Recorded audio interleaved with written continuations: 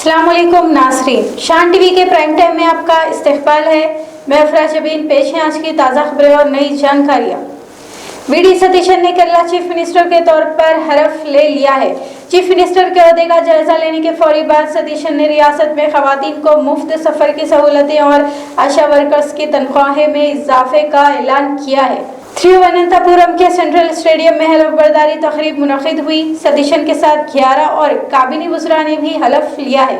वज़ीर-ए-आज़म नरेंद्र मोदी ने chief minister के ओहदे का जायजा लेने के बाद सतीशन को मुबारकबाद भी पेश की। UAPA मामले में सुप्रीम कोर्ट ने के नजीब की मिसाल को नजरअंदाज करते हुए उमर खालिद और शर्जील इमाम को जमानत देने से साफ इनकार कर दिया है। वाज़ेह है कि उमर खालिद और शर्जील इमाम मुजरिमाना साजिश के तहत दर्ज मुकदमा में सजा काट रहे हैं।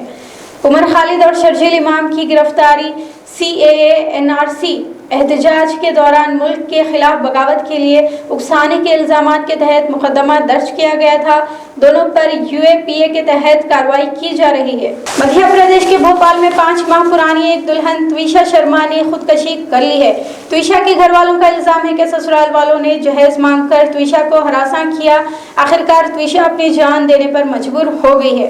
5 माह कबल त्विशा की शादी एक रिटायर्ड जज के बेटे से हुई थी।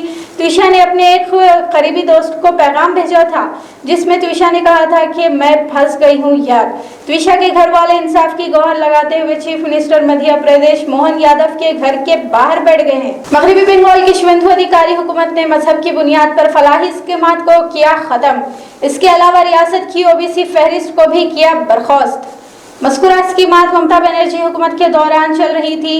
मगरबी बंगाल काबीना ने कोलकाता हाईकोर्ट के फैसले और कोटा की अहलियत के फैसले के लिए एक पैनल भी तश्कील दिया है।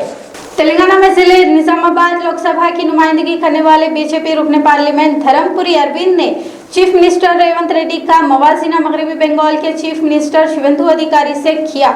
धर्मपुरी ने कहा कि जिस तरह शुवेंदु कांग्रेस छोड़कर BJP में शामिल हुए, इसी तरह का हाल रेवंत रेड्डी का भी है।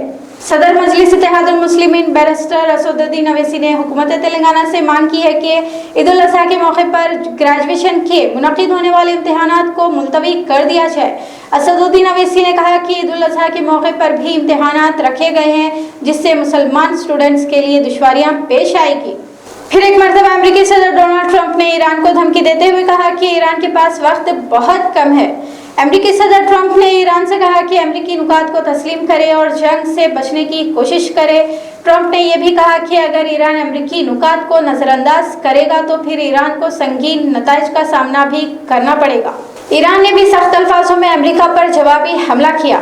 ईरान ने कहा कि अगर अमेरिका किसी भी किस्म की हिमाकत करता है तो फिर खलीज ओमान को अमेरिकियों का कब्रिस्तान बना दिया जाएगा। ईरान के सीनियर एहलकार मोहसिन रजवी ने अमेरिका को इंतबाह देते हुए कहा कि ईरानी बंदरगाहों की नाकाबंदी खत्म करे। रजवी ने ईरान की नाकाबंदी को जंगी अमल भी करार दिया।